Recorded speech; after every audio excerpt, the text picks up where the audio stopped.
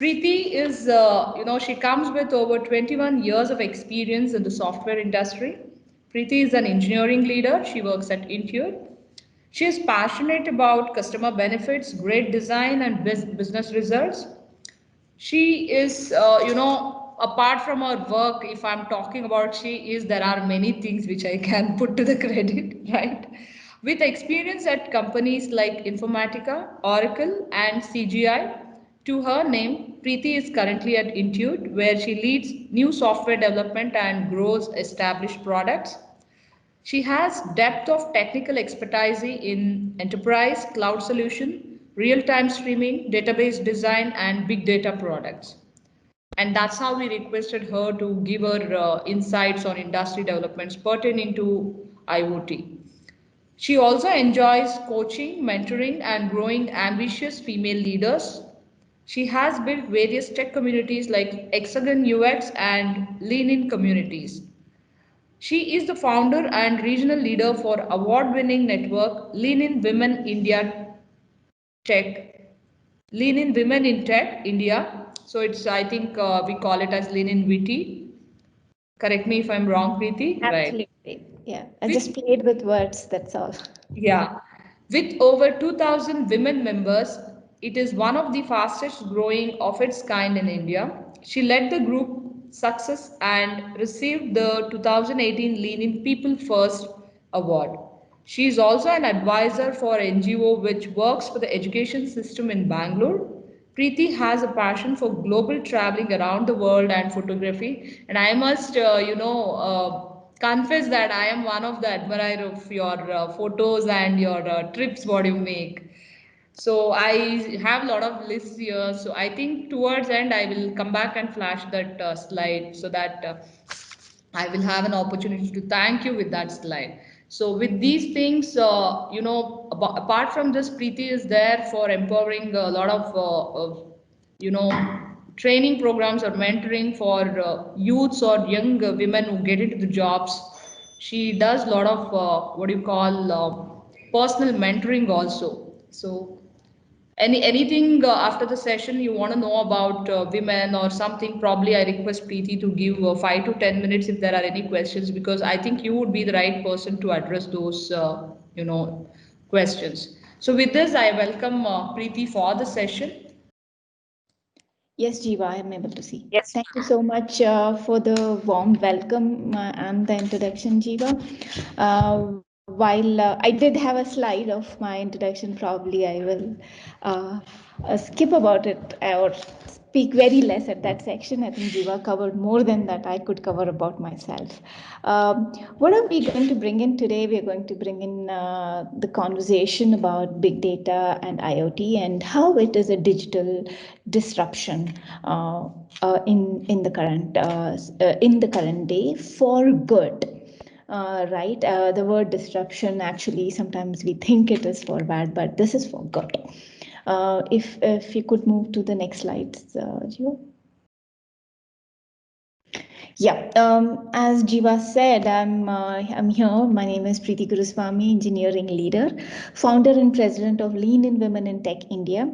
To give a little more background about me as a person, I think I'm an accidental engineer.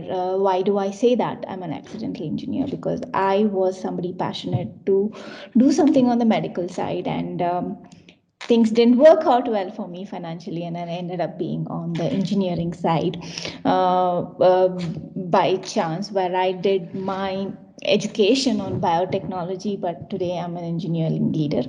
But I think to the core value that I come in, I always wanted to do for people, and that is somewhere seen in my work, be it Lean in Women in Tech India, or the consumer businesses that I handle for the people, right? So that's been there. uh, Predominantly I'm an engineer by heart right now, and I enjoy enjoyed working on the software industry space. I had an opportunity to work with some of the great companies like Oracle, Informatica, CGI, and now with Intuit, that I've been there here with from past 2 years. My domain expertise are on cloud, big data, consumer-based enterprise world mainly, right? This has been a greater lead, and with that, probably I would like to walk you through what's happening around us. I think most of you know what's happening around you, but we will talk a little bit more technically on what is happening around us. Next slide, please. So what are we going to cover today? We'll just cover about what's big data, what is IoT, some of the facts that we have, use cases of big data and IoT coming together, the industry trends that we have, and what lies ahead, the future. Right. These are the few things that I will be covering in next 1 hour. And if you have any questions, please do put it on the chat, and I will definitely take at the end of the session. Next slide. Now, why we speak about what is big data, right?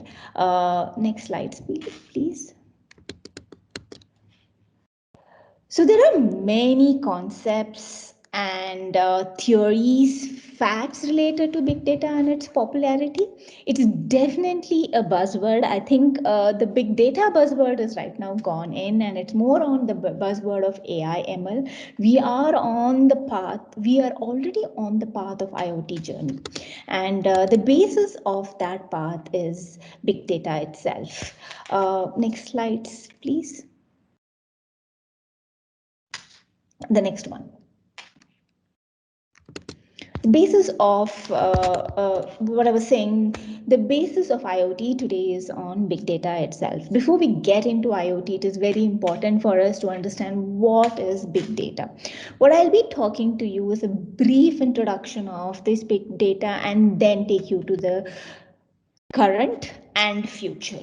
Right? In simple words, if I have to define big data, it's a mass amount of data that involves complex, unstructured data as well as semi structured data. Previously, it used to be very difficult to interrupt the huge data accurately and efficiently, especially traditional database management systems like Oracle. With big data, a lot of database tools have come into, NoSQL tools, and also tools like Apache Hadoop, Apache Spark has made a lot of things very easier. For example, human genome, which used to take 10 years to process, now it's just 1 week. Now, it's not easy to put a number or quantify what big data is, but generally it refers to the figures around petabytes or exabytes, right? It includes vast number of data sources gathered in a company, customers, people like us, its channel partners, suppliers, and various external sources.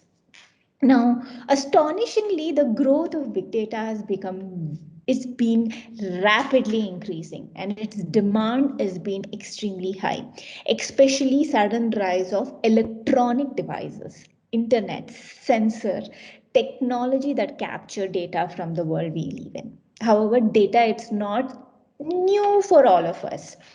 If I take a stop at here, uh, maybe on the chat, it would be good for you to write, when I say the data as such has not been new, what are the data that you were able to see before the big data or the internet came in? Can somebody write on the chat, what were the data? What kind of data we used to see? I can give you an example of it to begin with, right? Paper transaction or records were the data. Customer records were the data, right? All these data, they were physically stored. Now they are like stored in a different format. But the data is not something that we are not aware about.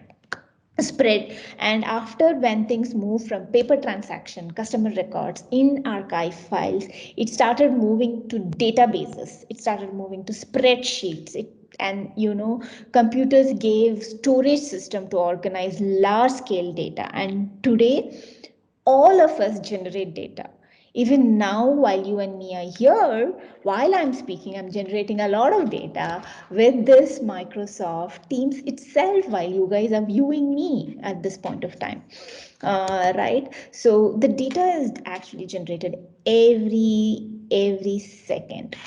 Right, it is pretty easy, right? All of us, while you're here sitting, your mobile equipment, smartphones are actually generating data, you're communicating with your friends, right? A lot of things have changed around us.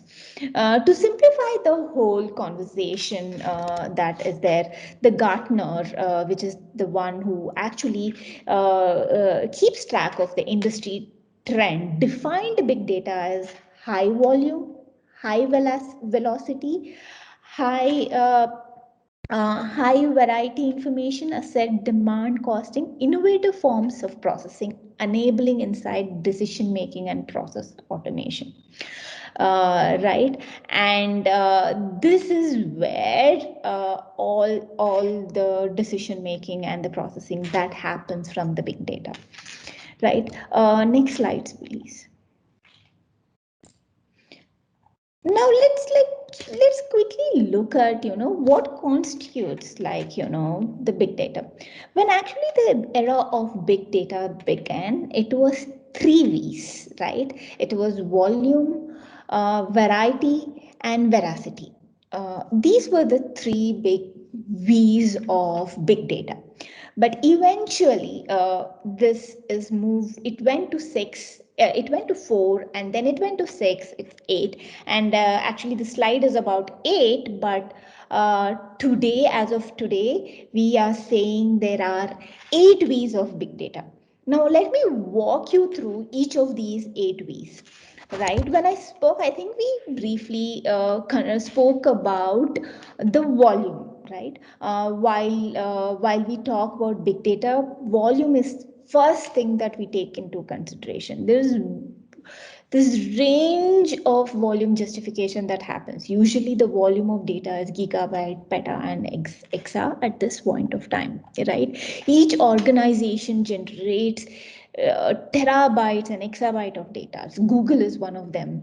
Every day Facebook actually generates more than 1,000 terabytes of data. Walmart, which is an online thing for US, for online buying thing for US, also generate data. For example, for us, the big basket, Amazon, right, and a Swiggy, all these apps are just is these transactions that happen over internet, the B2B and B2C, have literally reached billions of people around the world. And during COVID, I'm sure this has increased way ahead. So those are how we generate data. Now, what do you mean by velocity of data? Velocity of data is the high-speed data processing tools, right? Now, the amount of data that we're generating today is massive. Most importantly, it needs real-time processing and analysis. For example, Google alone generates tons of search queries per second, 40K per search queries per second. Now, how can you imagine required for the insights from the data? Now, with that, I'll take a stop here on, before I get into the veracity and thing. In terms of velocity, when I'm talking about processing, can you think of anything that comes into your mind, right? What are the apps that you use, right? Uh, Amazon or Dunzo. I mean, have you ever thought how fast the data is processed for you? You can actually just type it on the chat while I'm talking about the variety of data, right? Google Maps, that's definitely one. What else that generates the data, the variety of data that we have, and the streaming that you get, right? Netflix, your the movies that you're watching, the Amazon Prime movies, Netflix, the music. There's so many of it, and each of them, now, what does it mean? I mean, each of these come with veracity, right? So all these data that comes in are determining the reliability and the right analytical model that needs to come in. Of course, Netflix and that itself is. I mean, you don't even feel that okay, this is happening, right? So that's the veracity of the data that we have in picture, right? Variability, right? The inconsistent, the data, the sources that it comes in, right? Some of them we call as structured data, unstructured data, media data, images that get processes. All these are one of the things that comes in. Next comes in value. The primary interest of big data is probably its business value that we bring in, perhaps, right? Most crucial characteristics of the big data is its value, the insights that it brings in, right? Especially, I don't know how many of you have looked at your Amazon side. It actually gives you the insight of your spend analysis, right? Some of the personal fintech apps gives you, hey, how much have you spent on your monthly basis, and prediction analysis, all those things comes in pretty easily with the date, the technology that it is coming in, right?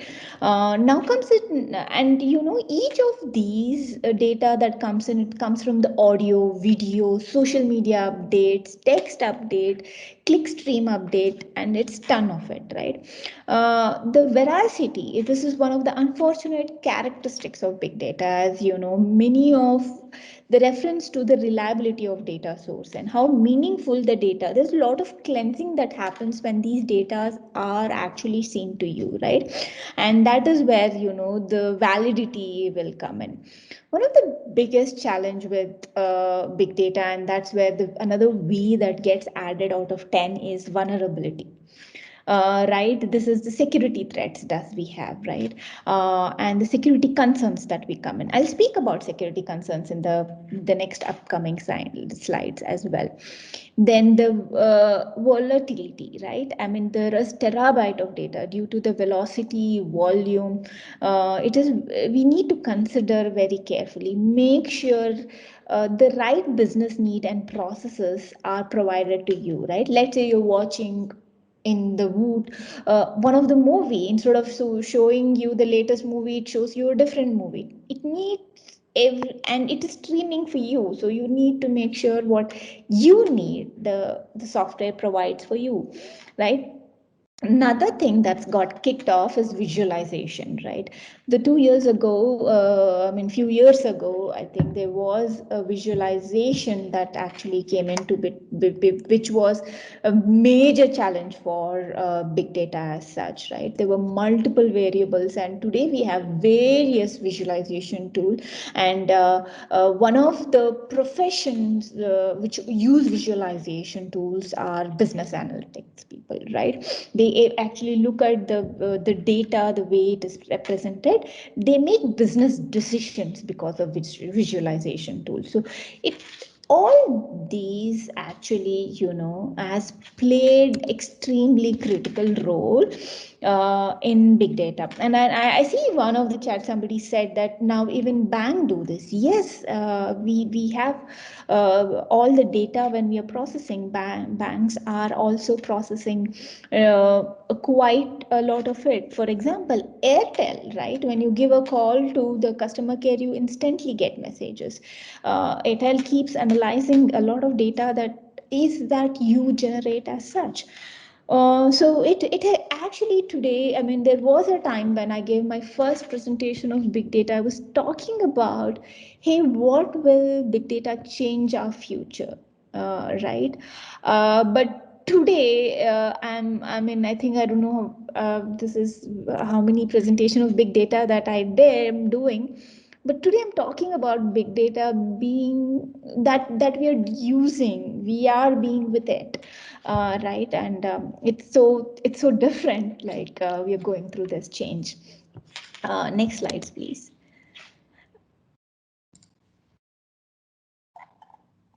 Now, before I talk about big data technologies, I also want to actually briefly talk about, okay, now what happens with the data that we have? I mean, while we have all the 8 V's or 10 V's that we collected, all these big data are available in endless places, right? And these are called as data sets. And data sets with the big data arises two more technologies called as data mining and data science, right? Then ML is used. Data integration is used and data fusion is used. NLP is another one, and signal processing, right? With whatever we spoke, these are the technologies that actually gives the big data meaning for us. Now, if I have to go a little bit on it, like it happens how, so all these data, when it is there, how can they be accessed and utilized, right? So we use ML, we use storage, we use NLP, all of these. I mean, each of these topic itself is a very heavy lift, so I'm not going into details of each of these technology per se, but I'm talking at a very high level, right? So what we start off with when the data is there, we do with something, start with data extraction. Before anything happens, some data is needed. So there is number of ways the data extraction is done, but normally it is done by API call to a company's web services, and these API calls are available. It is either written or developed by the company, or it is used by the open source community as well. The next one is, where do you keep these data? So main difficulty of big data is managing and how it is stored. It depends on the budget and expertise of the individual organization to store this, and also will require a lot of programming knowledge to implement. Right, it is not as straightforward. There are multiple technologies for us to store, like, as I said, data comes through in files, data comes through media. I mean, there when we spoke about Oracle is a very structured data, right? But now the data is unstructured. You need to understand and and we call that part as data cleansing. Like it or not, data comes up in, like, many shape.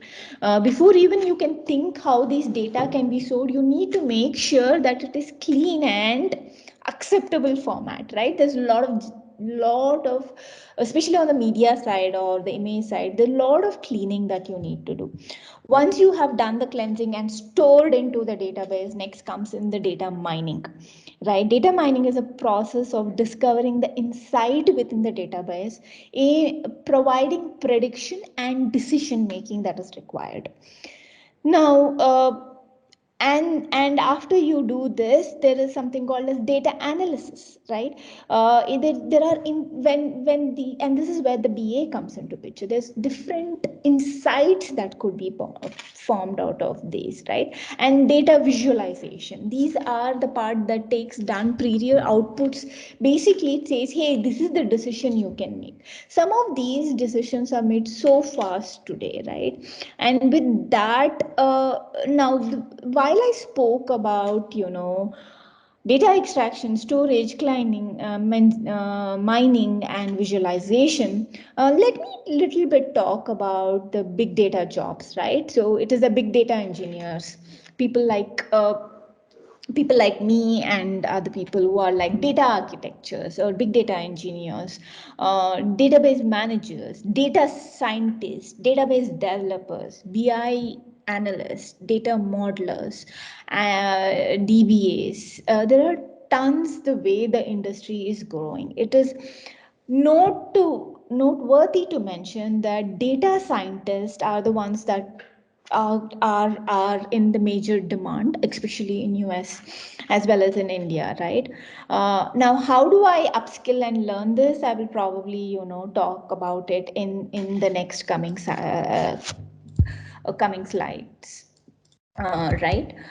So that's about and while I spoke about data cleansing and all of these, in each of these topic, as I said, it's a heavy lift topic. Machine learning itself would take you like a course of a year, or there are BETS provides you machine learning course for 2 years for MS.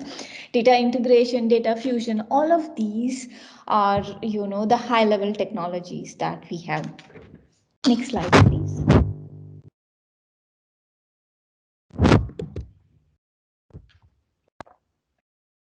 So why we spoke about, hey, here are where this is what we do with data and all of that. So now the next thing that we're speaking about is, hey, where are these data actually used? Can you guys give me more example apart from than that I've mentioned on the slides? And when I say about healthcare, can you talk about? I mean, put it in the chat about, hey, what's on healthcare we see did big data impact?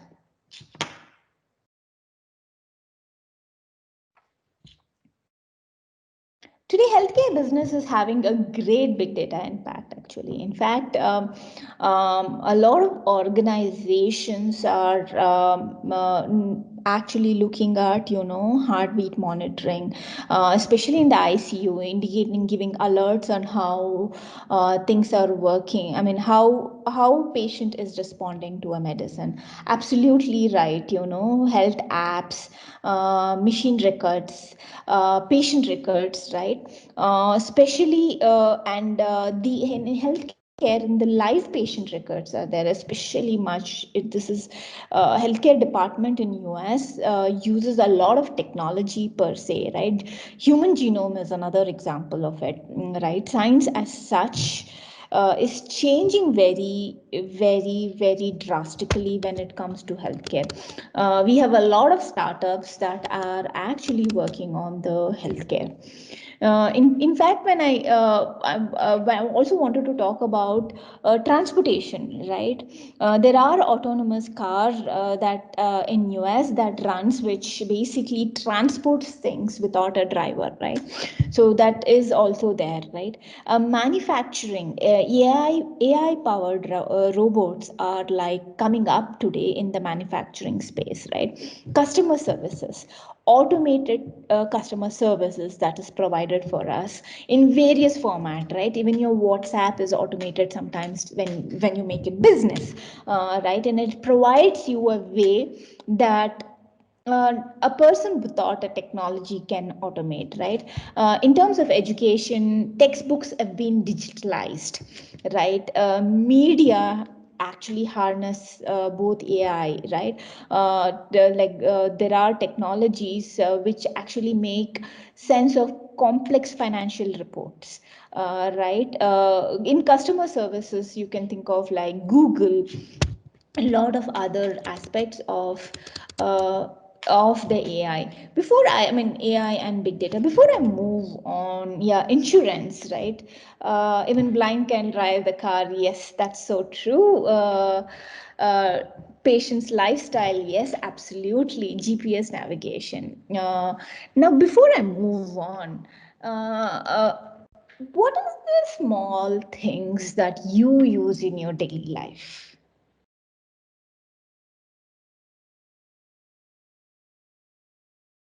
In your house, maps, yes. Phone, is phone connected to the smart, smart speakers? Right, Alexa, very good, Sulabh. That's a great example, Alexa. Then you have smart lights as well, right? GPS tracker, yes. Heartbeat monitoring, the smart watches that comes with heartbeat monitoring as well. Today, Apple Watches comes up with heartbeat sensors. You can control home devices like fans and all the lights. I do have smart bulbs that I switch on and change the color of the lights. I'm pretty excited about that fact as well, right? So there's so many things that we use in big data impact, and that's the impact that big data is doing just as we speak. Right, with this, let's go to some of the facts of big data. Next slides, please.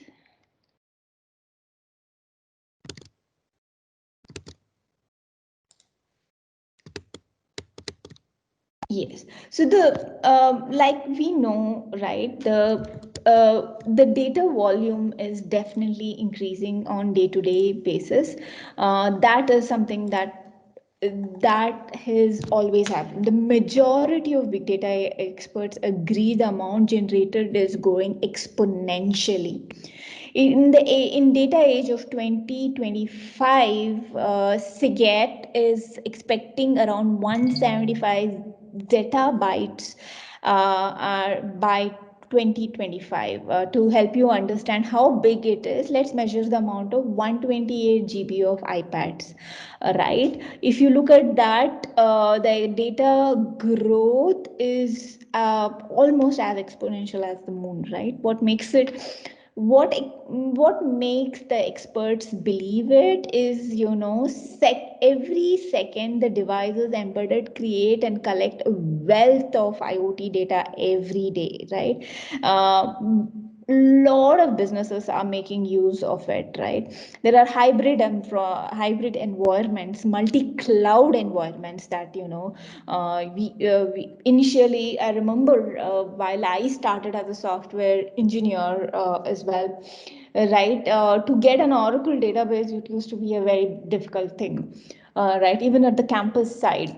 But today you don't need a machine, you don't need anything, you just need whatever laptop you have, and you can actually get DB, the Oracle database as such, with the cloud technologies, right? So that's how the landscape is changing. Machine learning will continue to change the landscape, right? It will become more sophisticated as the year pass by.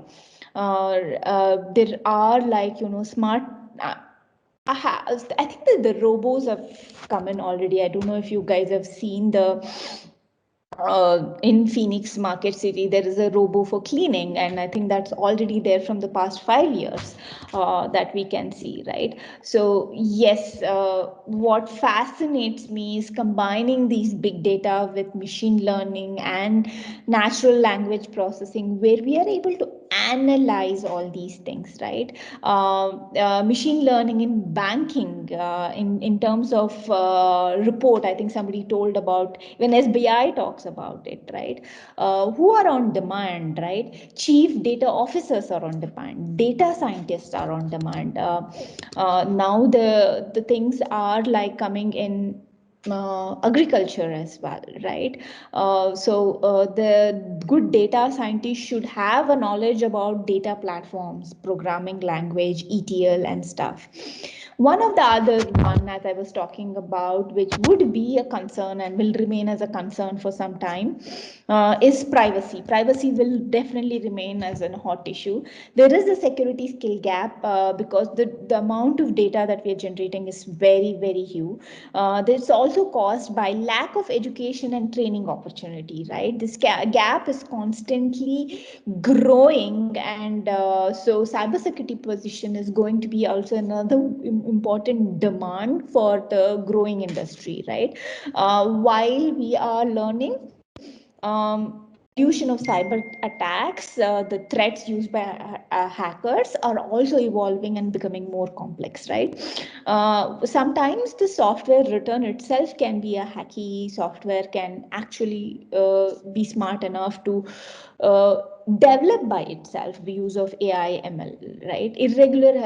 I mean, one of the reasons why privacy is very, very hot topic is because of a lot of organizations not following or adhering to the security standards, right? Though governments like GDPR, CCPA are asking us to have them, but organizations are still ignoring. So, one of the way that we could protect ourselves is to make sure that the cyber security compliance is followed, right? Fast data today, all our data is actionable. So and I think we have seen a lot of actionable. Yes, IIT Kanpur is using robots for pollution control. So there's many things that is happening. So while we get an understanding of big data, let's see what happens to us in just 60 seconds. Next slides, please.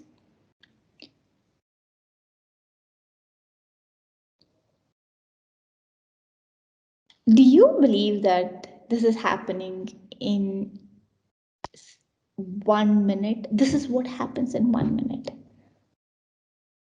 And this is basically the summary of what's happening. Instagram, Messenger, smartphones, TikTok. How many of you use TikTok? I think now TikTok is banned, but yeah, I mean, that's the data that we are generating, right?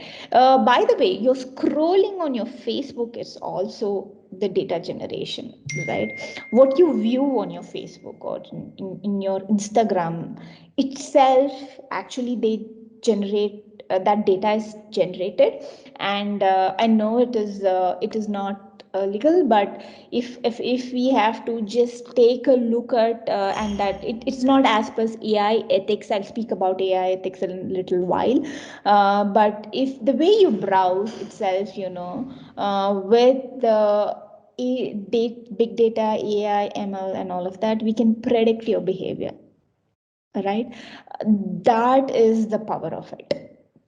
Right, and as I said, every 60 seconds, each one of us generate this amount of data.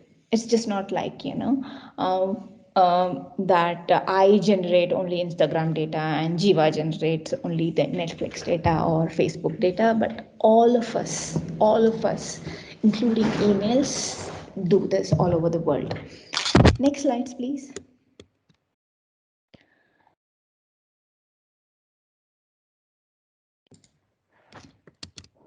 Now, with this,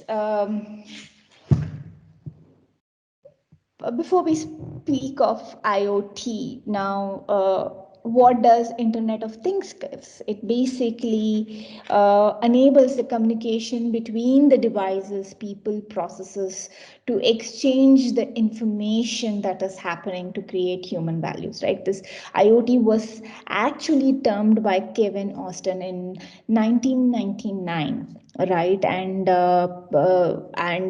this was just a term at that point of time, but Internet of Things are something that, that everything you need to know about internet is there right now, right?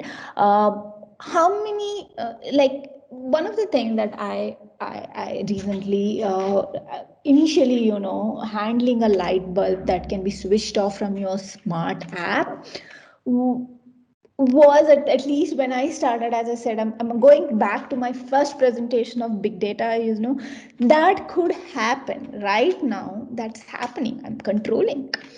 Right, and that is with an IoT device, and there is driverless truck, like I was talking about, right? All these terms, actually, when we spoke about big data, is also nothing but Internet of Things devices, and it is basically how Internet of Things worked with connected versus disconnected system. The idea of sensors and intelligence to basic object was discussed in 1980s and 1990s. As I said, in 1999, it was Kevin Austin who termed these coined the phrase as Internet of Things. Although it took a lot of years for us to catch up, and today we are living in it. So it is totally different thing when it comes to companies expect IoT device in 2025 to be connected with everything. Just imagine when COVID happened to all of us, right? Did we ever imagine that we would be connected this time? 10 years ago, if the COVID would have happened, we would have been totally disconnected with all of us. But today that's not true, right? We're all connected so much, and thanks for the technology changes that is happening, right? It is happening at all the sectors: government, building automation, physical security, and everything. With that, next slides, please.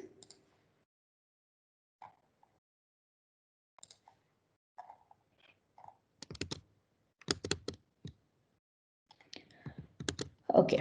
Now what we're talking about is, how does this? I think we spoke about all of this at this point of time. Now, while I'm giving the example, I'm going to talk about the adoption of these IoTs, right? Enabling new models, right? So it is the maintenance, there are four categories of models. One is the maintenance, one is the consumption, and one is the service and the business analytics, right? Maintenance is basically how it can be prevented for an issue to happen, and how can you predict it, and how can you prescribe it. All these are called as break, fix, or schedule. And in terms of project life cycle, this used to happen in a very structured way, and now these are more on automated way, right? And that happens in the business also. Another one is consumption model, which we call as service. You would have heard about software as service, cloud as service, database as service. There's so many as service. Today we are also having robots as service as well, right? So there is a lot of IT disconnect and connect. Now, what do I mean by it, right? In terms of IoT devices, we know there is smartphones, we know there's internet, there's the data that's generated, but the current processes also has a lot of manual and reactive controls that actually bridge together to bring in business applications as such. Right, so to begin with, all the connected assets, be it remote or business validation, as someone said, as the junk data just gets created, there's a lot of cleansing and stuff that is happens and that's stored, which the next phase goes into predictive analysis, like proactive decision. How can you improve the product? Then comes in the service excellence, where we blend it with enterprise application to give the customer this great benefit. There are three things with IoT that stands very clearly, that is connect, analyze, and integrate. Right, and this makes it together the connected systems, right? And we also call that as digital twin, software representation of physical device and the connection that has happened, right? There are multiple system integrated as well, and there are certified devices partner who certify these ecosystem. Right, in terms of analyze, you will have stream processing, like the way you're seeing your serials and movies in Oot and Netflix, right? And integrate, where we have third party integration, things like Oracle, Amazon, Google, AWS. They provide us different integration method for us to do it. Today you don't have to be a great technologist to own one of these carriers. It is all the APIs and stuff that are developed are pretty much easy and available. Right, in terms of analysis itself, when we look at the whole data structure that we have, next slides please,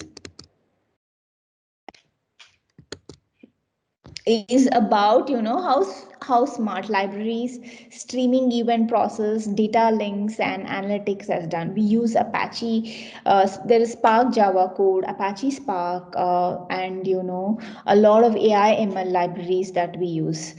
In terms of integration, when it comes, right, there's a zero effort on integration that is there. We have this cloud where we build our own integration using HTTPS and REST APIs. Then there are device for connection. Each of these data will actually convert into different applications. Today we have asset monitoring application, production monitoring, fleet monitoring, connected workers, right? Everything happens, all these. So the way you look at whatever we spoke today is basically the IoT. Though it is a crux of it, it is the big data that actually sits top of it, and the artificial intelligence which we build into the system to bring in innovation, right? And there's so much of things that keeps happening around us, right? Now, next slide, please.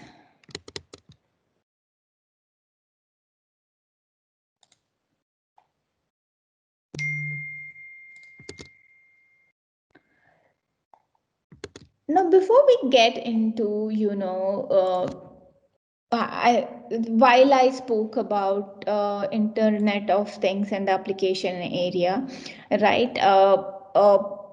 Let's talk about how manufacturing industries is working. The reason why I'm talking about is manufacturing industry is there's a huge way that we have that can while you look at this smart factory connected marketing system, can you give me examples of what is micropayments, connected gaming, supply chain that's happening right now with you?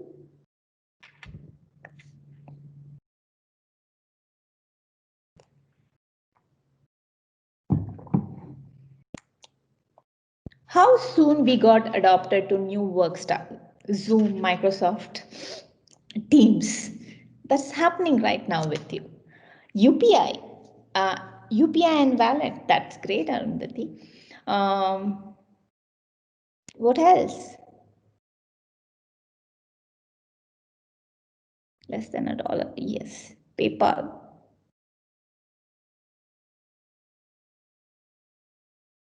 Way cool for supply chain.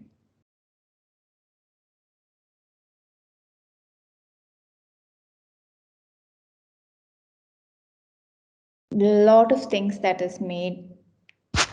You in fact can track. I don't know how many of you use Dunzo, but you can track where the Dunzo guy is actually, and you can actually sitting at home, you can actually get anything and from anywhere, right? And that is one. Connected games, online games, right? Strategy games that you can then work with. So to give IoT application areas, I'm just going to go a little deeper on this right now. Manufacturing industries have taken over a top spot for cities in number of IoT application area, right? I think a lot of companies like Siemens, Rockwell Automation are one of the driving forces for digital transformation that is happening today. Right, typically IoT enabled platforms, that's the things that keeps happening. Transportation mobility, as we spoke about, there is actually the car manufacturer, when you are there, there's a lot of today's smart car, the car comes with a lot of IoT technologies that is built in, right? In fact, in US there is also the prediction about, hey, how can this happen? as well, right? Some of the examples on IoT platform application is KWR real-time fleet monitoring, where Samsung's wireless fleet tracking system is helped to coordinate and keep buses running on schedule. Then there is Omni fleet operations as well, which provide these services in Finland actually. Then energy base. I think GE today works a lot on energy based system, and has brought in changes, right? Organizations like GE, both in healthcare and energy based system. They are one of the great examples that they bring in.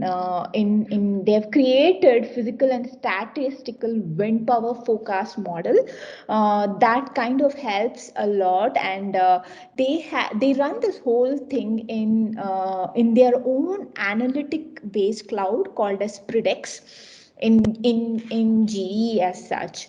Right, retail, especially Walmart, has changed, was one of the first ones to change the business needs, and so is the Amazon of the world, right?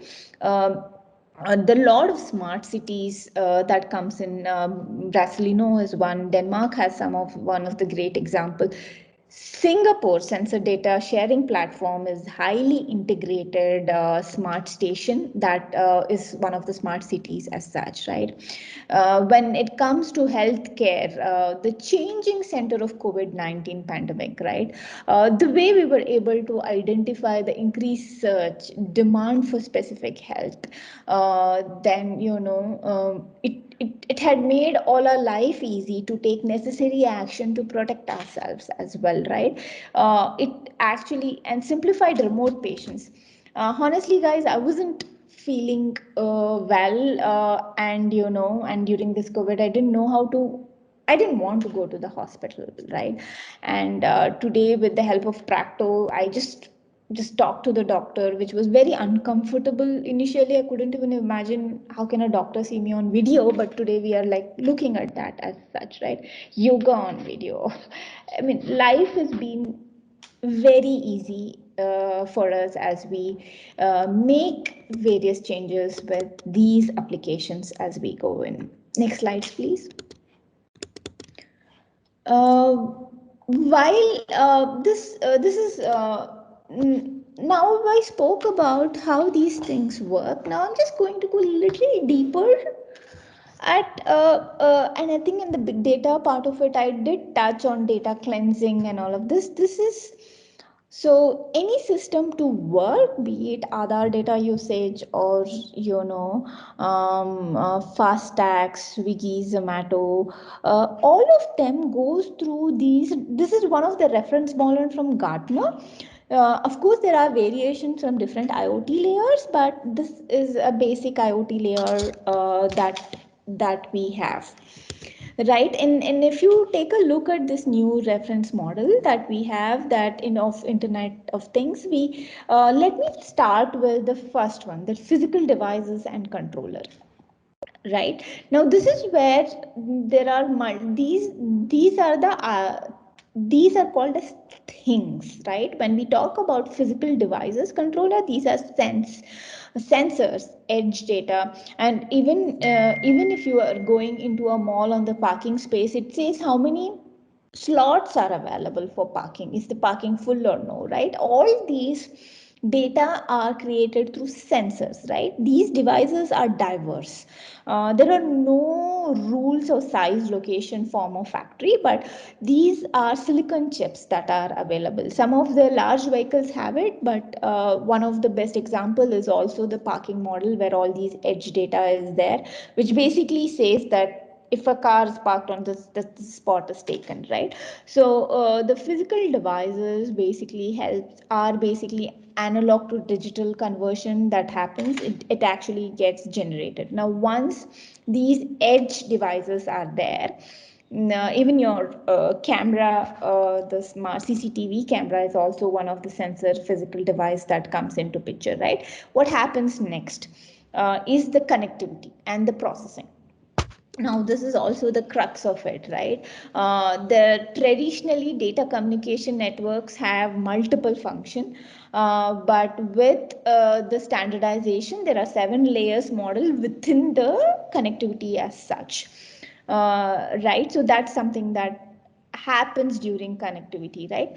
Connectivity includes on how reliable, how switching and routing happens, right? Translation between protocols that will happen, security at level, all these comes into connecting. Even edge for computing, right? That is basically the evaluation data criteria, whether this it has to be processed or no, how long the session should be available, reformatting the data, expanding and decoding, right? And the assessment of these actually happens. And this is, when we say it's edge computing, it is also otherwise called as edge for computing as well, right? And this is level 3 functionality, where it focuses on the communication, right? It talks about the data packets, data filtering, and aggregating. And there's a lot of work happens in each of these layer, and each of these layers,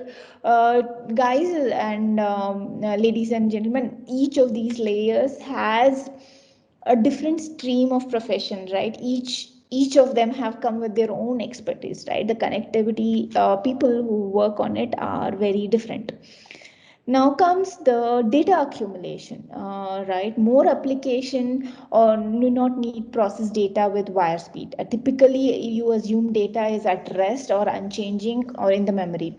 But in data accumulation, data is in motion, right?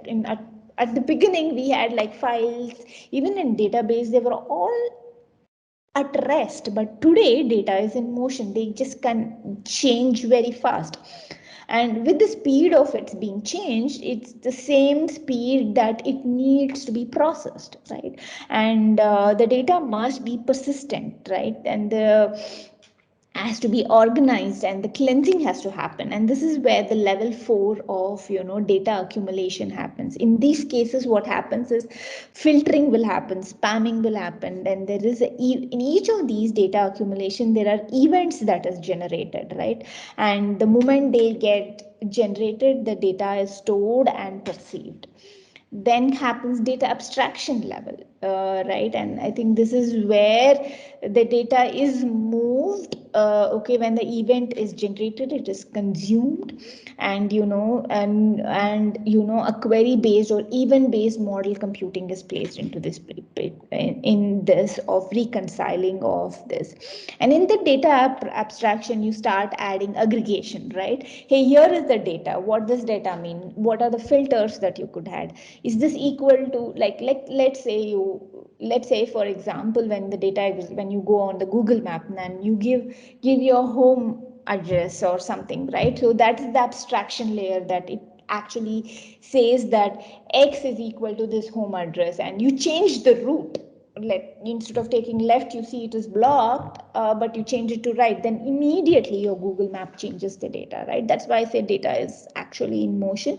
And while all these happens, the abstraction layer kicks in and says, okay, the destination remains, but the route is changed, right? So there's a lot of filtering, selecting, reformatting, and reconciling of the data that happens, so that these are available for you at the easiest side. Then comes your application and collaboration process and the reference model. Of course, your security comes also in the picture on top of all of this. In each of these layers should have basically the security part of it that is concerned. This is how, be it any application, right? Be it smart grids, be it energy saving, be it tracking parcels like Aadhaar card or anything that you're talking about, ordering something through phone, all of them, even while you're driving and using Google Map, all of them goes through these processes for you to have a seamless experience, right? So that's how the data is happening now. While we move on, let's move on to the next slides, please, on the industry trends that we are talking about. As I said, smarter, faster is what we expect. Let's say if your Google Map is not responding, you're like, what's happening, right? And it is also more responsibility on AI. With current pandemic and constant AI technologies such as machine learning, optimization, and NLP are providing vital insights and predictions spread of viruses and making sure how these pre-COVID models on the historical data may not be valid also, right? See, there is a significant investment made in new chip architectures and hardware that can be deployed on these edge devices for accelerating AI and ML computation that is happening. Right, there is a decline in dashboards, by the way. There is a dynamic. When I say there is a decline in dashboards, what do I mean by decline in dashboards, right? Decline in dashboards is basically dynamic data stories are more automated and consumer experience now are will replace visual and point and click very fast, right? The amount of time the users spend using predefined dashboards, now the dashboards are much more, instead of there used to be a BA defining, okay, this should be their output. Now that's not the case, right? These data analytics leader will give you an instant dashboard what is happening and what needs to change, right? Decision intelligence, right? There is, like, at least by 2023, more than 33% of larger organization will use decision intelligence, including decision modeling, right? There is framework help provided as well. Next one is X analytics. This term X analytics is termed by Gartner, and this is a umbrella where X is the data variable that is there into picture, and analytics will be text analytics or video analytics or audio analytics, right? During the pandemic, AI has a critical in combining with thousands of research papers and clinical trial data to help medical and public health experts as such. This X analytics combined with AI and other techniques help for getting graph models. Right, and then there comes the augmented data management, and all these guys is happening in cloud. Cloud is basically given. I've not spoken about cloud much because it's something that is given. All data analytics moves to the cloud, so that's why I've not talk about cloud. I'm sure you've gone through blockchain already that addresses the major two challenges of data. First is blockchain provides the lineage of assets and transactions. Second is it provides the transparency of the complex network participation that is making our life easier. The another one is the trend that is happening is relationship form foundation, the relationship between the data and analytic value, right? For example, the word scrambles to respond to current and future pandemic with the graph technology is something that is there. Today in our curriculum, we talk about simple algorithms and data structure, but I think it is more important that we talk about more complex data structure, understand what is statistics, maths, Excel. These are the few things that that actually needs to be spoken about as such, right? Because these are the industry trends that we need to learn about.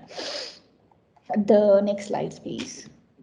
Preeti, I just wanted to remind you we have last 20 minutes and Yeah, I just have the we last slides. yeah, we would request you to reserve 15 minutes for QA.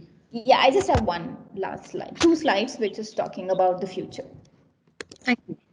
Thank you, Jiva.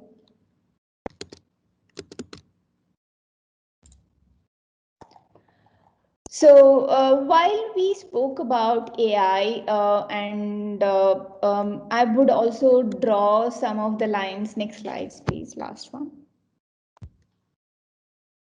Now, how does the future look like? I'm sure as we data is the main driver, we all know. There is an intersection between human and technology. I'm sure all of us are believing in, and that intersection of human and technology is where the rise of robotics is coming in. So there is an emotional intelligence that is being applied on these robotics, and but there's a lot of ethics of AI that we talk about. So that these robot rights is the concept that people have moral obligation. So they are actually today well thought through and make sure they obey the orders by human beings, except where such orders can conflict the first law. I'm sure a lot of you have heard, and Sophia has come in India, I think 2 years ago at Hyderabad. And she is basically a sentient robber, and there is a risk to the AI, but I think most of the researchers agree that super intelligent AI is still unlikely to not exhibit human emotions like love or hate, but they still will be together involved in applying how it can actually help us. Right, I don't know how many of them have my favorite movie, there is quite some time that was there, was Her. In this movie, actually what happened is this: the AI robot that comes into the picture, right, she actually helps this guy who's alone in his house, to have those conversation like human, but it does lack the human emotional and human touch as such. So are we going to go there? Bottom of my heart, I do not want to go there. But it is also ironical, but I'm one of them who's also uh, being part to get the emotional intelligence part of robot as well. I've not yet worked on robotics, but probably maybe the day is not far away. With that, I would end on the robotics part of it. I would take any questions that we have.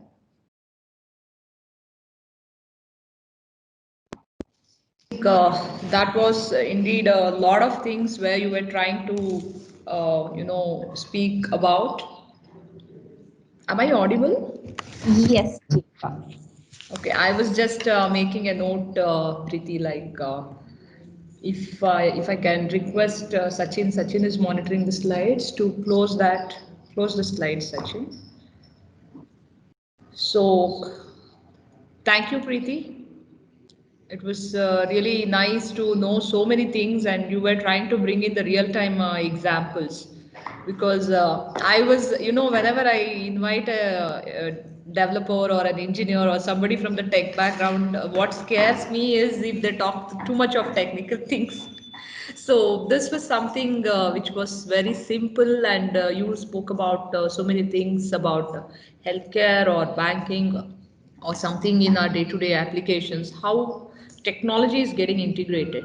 So somewhere I was reading like millions and millions of devices today are getting connected to, uh, you know. The devices like our day-to-day life, and yeah, life has been made easy with the internet of things. I hope you're able to see the slides. Okay, this is what I wanted to share, and Preeti is able to speak about all these things because she is the one who believes that she should stay connected. And I think that's what her ambition and set of things, what she designs around her. She doesn't say like other leaders, like, okay, I will just lead my team and my job is over. So she has so much of knowledge when it comes to technology projects and other jobs which she is assigned where she has leadership roles. But beyond that, when I look at Preeti, you know why I wanted to bring in this slide towards that. I know Preeti, you're smiling. I'm a little surprised, so yes. This is the reason because I thought I asked you to send a profile, and this is what you sent me. But I wanted the crowd to know beyond this because you are that one accessible person, and this is something we have been benefited. Like not only me, it could be a small lean-in team what we have at our institute, or it could be the lean-in. You also were a mentor for my TEDx event speaker Niyati. I still remember. And if you could have that sort of personality, with your permission, I go ahead and share to the crowd. If anybody wants to reach Preeti for reasons what she has mentioned here, she is very open for that. Can I say that, Preeti, without your permission? Yes, yes, I do one-on-one coaching, of course, and it's not very specific to women. Men and women both can apply for me for moving ahead in career. I also do career coaching and life coaching, both of them. For me, coaching is the same whether career or life. It is to have a greater purpose in life, and I call that as GPL. I work with individuals to bring their GPLs, that is greater purpose of life. Okay, I don't know, like, Preeti, having said that, I will also mention that it's like just because you're accessible, it's not easy. People should also know that. Yes. It's tough because she lays her own standards. Because when we say something like, the role model, right? Am I in this slide now? Yes. Okay. Preeti, would you say something? Because all the slides here, when we look at your profile, is either, I think the first one is a virtual circle, lean in virtual circle. If you could throw some light, and if somebody from the audience could recognize who is there with Preeti on the right side photograph, it will be great. So that's her association, and she's been inspired, and I think you are truly a role model and inspiring leader for many in the lean in witty and women in technology and the entrepreneurs group, whatever you are leading. Fine. Thank you, Jiva. Yeah, I Is can there actually. any message on the chat box? Yeah. Questions are there. So we request you, apart from questions, we request you if you could identify who's there with Preeti, or whom is Preeti accompanying there. Like there's a snap on the right side. And you can also see on the left side various summits and events where she has been part. So she travels a lot apart from her personal interest for the corporate agenda and these networks. Okay, Preeti, would you share what was your experience being in Lean-In so that people will know what exactly is Lean-In quickly? Yes, Leanan actually is basically started 5 years ago, and I've been with Leanan from when it started. The lady on the book is definitely Cheryl Sandberg. She is COO for Facebook, and I'm privileged to have met Cheryl at least every year from the last 5 years, except this year because of the COVID. But it doesn't mean that we don't meet her. So we do get an opportunity to connect with her on the virtual circle with Leia, with Leanan as such. So what do we do at Leanan, and how I started with Leanan? To give you a little bit story about Leanan.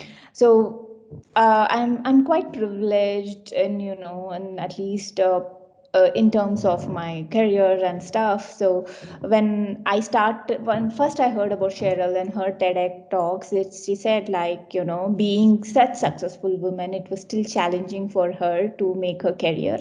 It's so true in everybody's life, especially women, while balancing work, balancing home, balancing everything around us, children, family, extended family, everything, and we still take care of doing that thing. And I used to always have these guilt factor, but I think after Lean In, I've moved away with that guilt factor and saying that, yeah, I don't have to be a superwoman. I am just a normal person, but have the ability to balance and lead my life my way. And with that, I wanted to show that it is it's easy for us if we actually accept what's happening around us.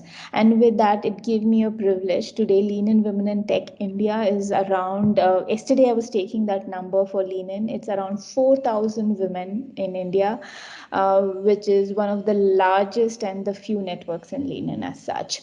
Right. And these photographs, I think one is the award photograph for my organization Intuit, where we are taken, and the other one is where we went at Lean In. Another one was an international panel discussion at Stanford, I think, that I had gone in as well.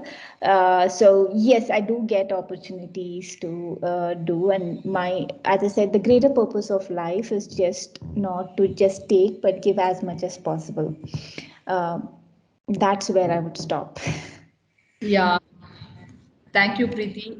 We have some questions, and thank you for sharing us something about Lean In and letting the audience know that they could definitely connect with you. So let's go to the questions part. We have one question from, okay, I'm just scrolling down. I saw a question from Aurora sir. Preeti, can you elaborate a little more about decline of dashboards with some practical example? That's the first question. Mhm. So when I say decline of dashboards, right, one of the things that I was also talking, right, we used to have initially the a BA file basically defining, oh, your dashboard has to be this or your visualization has to be this, right? And used to have those dashboard, but which was like predefined, right? Today those dashboards are real time, right? And it is more about how alerts are developed, right, for you. So there is something that is happening in your system, you don't need a dashboard, there's an alert on your phone, hey, there is, like, Airtel is down, right? You as a consumer get that, right? And if I have to talk both of engineering terms, right, there is a lot of evolution that happened for dashboard just in my own life. Just few years ago, as I said, we used to predefine and look at these analytics. Hey, what is happening in the system? Is the traffic high? Is the traffic low? But today, what happens is, even if I'm busy or if I'm here with you, I do get alert in the system or in my mobile per se saying, hey, there is something wrong with your system. There is an alert that comes in. I don't have to be there on front of the dashboard always. So that's why the decline of dashboard, because of the alert system that is being developed, is where I call as one of the examples. Thank you, Preeti. And we have the next question. How can IoT, how can we use IoT in academics for knowledge management and sharing intellectual material with students or other academicians? Any particular example? So I think the point here is they want to know how IoT can be used in academics or in education sector. I think I didn't follow your question. So they're trying to find out like how Internet of Things could be applied in education sector, particularly for teaching or for faculties. How could that be established or how education sector can be benefited? Okay, now if I actually take a stop and counter question for this question, right? What happened for education system when COVID hit? Right? There was a lot of things happened. I mean, I think that's why I keep telling my first day, my first presentation on big data was so different from today, because in my first presentation I was talking future will be this. Today we are there in the future, and a lot of things is happening. So the way education system has changed is a lot of connected classroom has happened, and that is it itself is an example of IoT, right? And what is happening now with you and me on while we are giving this presentation is another example of an IoT as such. And if you have used the if you've used iPads, you can take your class notes digitally, right? You can quickly find what is happening. That is one of the writing technology that we call it as. That's another example of IoT. Scan Maker is another example of IoT. The blackboard is replaced by laptops is another example of IoT, right? And there is a lot of scanners that is used. I mean, I'm sure Jiva ma'am will also connect with this. What I'm saying, when we started our career, we didn't have so much of knowledge where we could leverage from, and all these are they're ready for us, and these are definitely the examples of IoT, and which is changing the digital. A lot of what would happen for future, and this is my point of view, is a lot of these textbook datas are going to be available, which is already available for all of you, but it will be more and more available. Where I think it would be very great personally, which I feel is, I want to get into the roots per se, right? And that data on Upanishads and stuff are still difficult to get it. It's still in books. Probably if those are available online is where, that I would say is we are there. Okay, that was mute. Okay, sorry. So that was something nice. Very quickly, I mean, the moment you mentioned the situation, all of us could connect. Yeah, I guess we have one more question. So we are at a, okay. Before that, I had one more question, I guess. Yeah, this is done pertaining to academicians. Have we humans? This is on behalf of Kalyani ma'am. Ma'am, would you mind to ask the question? Kalyani ma'am is, one of the participants who has been very active and, every session she's making it lively. Oh, thanks, ma'am. Thanks a lot. Hi, Yes. Preeti. How are you doing? I'm doing good. How are you doing, Kalyani ma'am? I'm fine, Preeti. I'm fine. Kalyani will do because it's nice to get connected to corporates like you because I come from a corporate background, and whenever I talk to people like you, it's like flying back to that from the academic line. So yeah, it's very nice to get connected to you and to know a lot of things that are happening around. My question to you is, are we really ready as humans to handle this kind of intelligence at this growing pace? Because not all will have the same IQ level one, two. On one hand, we are evolving quite fast. On the second hand, I guess some of us who are developing all these things to keep at pace are not completing the entire circle in its entirety, in the sense that we leave lot of junk and we really don't get to it unless it creates a problem. Would you agree Yes. with that? Yes, I think there's so much of it. I mean, let me answer your first question. Are we ready for so much of intelligence happening around us? I think before that we are already in it, right? The all We are already in it, in the intelligence part of it. Where we are we ready for emotional intelligence with AI? I don't think so. We are ready, and I think that's what I was saying. Bottom of my heart, I do not want that phase to come in, while I am one of the person as well who's working on it as well. And I don't think so it is humanly possible, because the human brains as such is it's very highly complex than the AI intelligence that we have, because of the emotional intelligence that we bring in, right? When it comes to your question on IQ, right?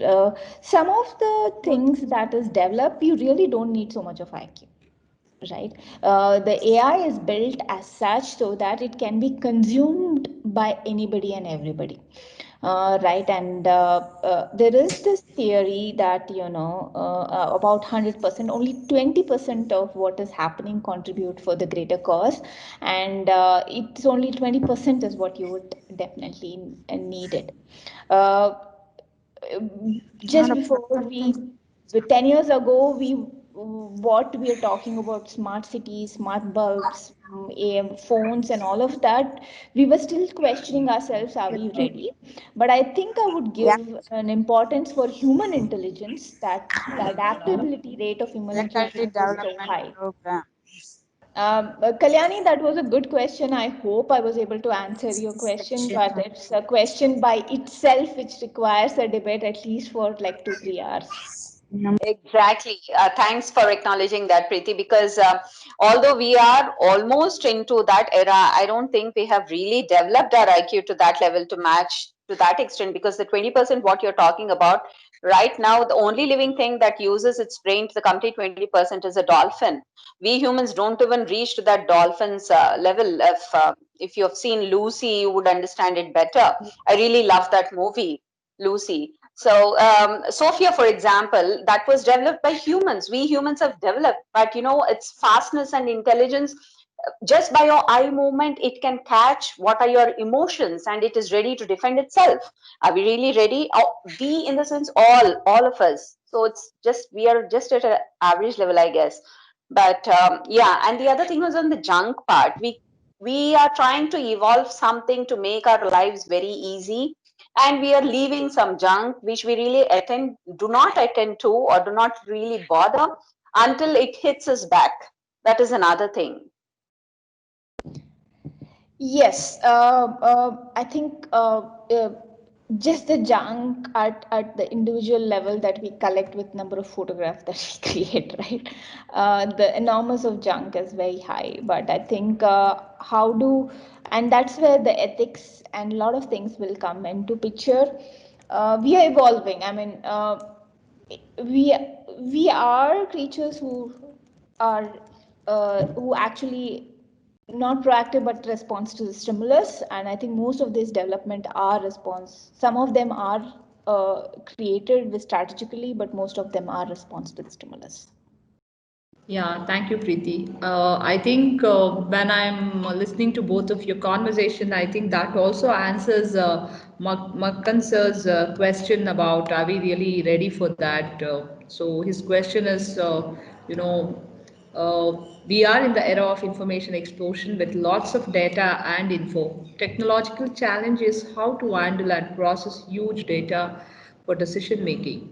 Are we really geared up for it? So I think tech wise to handle huge amount and bytes of data, because when Preeti talks about terabyte, the other day also I was thinking we were I know how Preeti can connect and understand that we were the people who used to hold zips of floppy diskettes and run around to store the data in 144 MB. That was our world. And today, I have two external hard disks in my bag, which I'm trying to monitor and run on three laptops here. So this is not the fortune what we saw some 15, 20 years ago when we all started.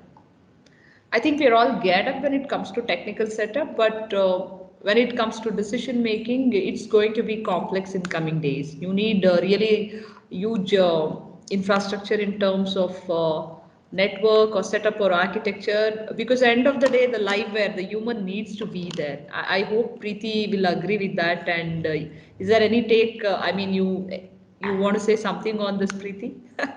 No, it's absolutely fine. I mean, now you don't even have to carry your storage on bag. It is on the cloud. So, Yeah, I uh, think, yeah, I missed on it. Right. yeah, Uh, and I think that's how we are evolving. As I said, we humans are adaptable.